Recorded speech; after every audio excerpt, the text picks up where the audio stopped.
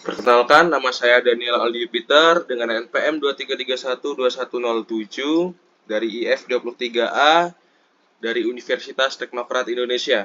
Di sini saya akan menjelaskan mengenai materi pemrograman berbasis objek yang berjudul enkapsulasi, overloading, konstruktor, dan method dalam penerapan Java.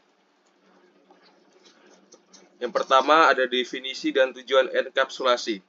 Definisi enkapsulasi adalah teknik pemrograman yang menggabungkan data dan metode yang bekerja pada data tersebut ke dalam satu unit. Ini dapat membantu dalam mengatur dan melindungi data. Tujuan enkapsulasi yaitu melindungi data dari akses yang tidak sah, meningkatkan keamanan, dan membuat kode lebih mudah dipahami dan dapat diubah. Yang kedua ada implementasi enkapsulasi dalam Java. Dalam implementasi ini terdapat 3 poin. Yang pertama ada deklarasi atribut private, yaitu ada kata kunci yaitu private sehingga tidak dapat diakses langsung dari luar kelas. Dan poin yang kedua ada metode get dan set. Ini menentukan metode dengan getter dan setter untuk memberikan akses terkontrol ke atributnya. Dan yang ketiga ada akses terkontrol menggunakan metode getter dan setter yang memungkinkan kontrol akses ke data dan memungkinkan perubahan dan validasi sebelum modifikasi. Dan yang ketiga ada konsep overloading konstruktor. Di sini adalah konstruktor yang pertama. Konstruktor adalah metode khusus yang dipanggil ketika objek baru dibuat dan bertujuan untuk menginisialisasi objek dengan nilai awal. Yang kedua ada overloading. Nah, di overloading ini dapat didefinisikan beberapa konstruktor dengan nama yang sama tetapi dengan daftar parameter yang berbeda, yaitu salah satunya dan jumlah, tipe, dan urutan. Dan fleksibilitas. Konstruktor overloading memberikan fleksibilitas dalam menginisialisasi objek dengan cara yang berbeda, sesuatu dengan kebutuhannya. Nah, konsep overloading method. Nah, ini ada metode overloading dan polymorphs.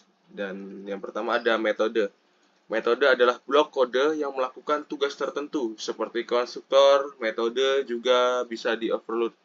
Dan overloading yaitu mendefinisikan beberapa metode dengan nama yang sama, tetapi dengan daftar parameter yang berbeda. Contohnya, ada jumlah, tipe, dan urutan. Dan terakhir ada polymorphs. Overloading method merupakan contoh polymorphs di mana kode yang sama dapat bekerja dengan cara yang berbeda tergantung pada inputnya. Ada beberapa contoh penerapan enskapulasi dan overloading. Yang pertama, ada kasus perpustakaan yang misalkan kita membuat program untuk mengolah buku di perpustakaan. Yang kedua ada buku. Dan data buku yang berisi judul, pengarang, ISBN adalah private dan dapat diakses melalui getter dan setter.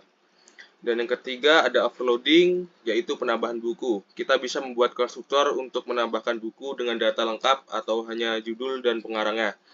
Dan keempat ada overloading dan atau peminjaman buku.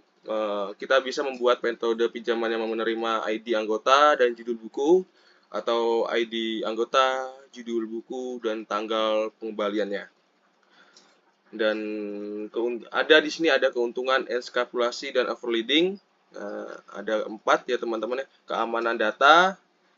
Nah, keamanan data ini dapat dilindungi dari akses yang tidak sah, meningkatkan keamanan dan integritas program. Yang kedua ada modularitas.